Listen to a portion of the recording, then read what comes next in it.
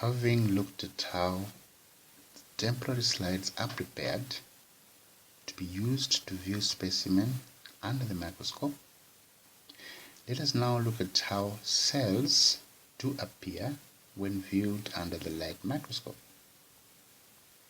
Now, due to the relatively low power of magnification, only a few structures can be seen under the light microscope. These structures include, in the animal cell, the cell membrane.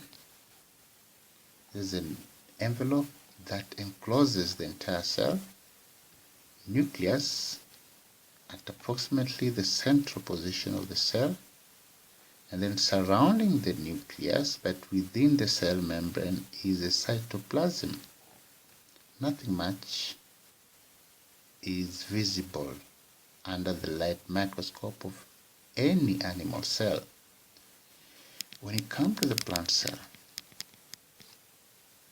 now slightly more structures are visible simply because the plant cell is generally larger compared to an animal cell. And in addition, it is the presence of additional structures like the cell wall. There is an external cell wall that covers the cell membrane. Within the cell membrane, there are cellular structures that include chloroplasts. Chloroplasts are visible under the light microscope. They appear as dark bodies. Then there is a subvacuole, a large sac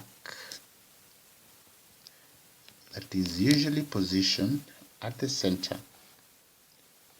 This subvacuole has a membrane known as the tonoplast. Then of course you'll also be able to view the nucleus and the cytoplasm. Cytoplasm is the material that fills the inside of the cell, and within this cytoplasm other cellular structures are suspended. Now these structures within the cell are known as organelles. Each organelle has a unique structure and performs a specific function to the cell.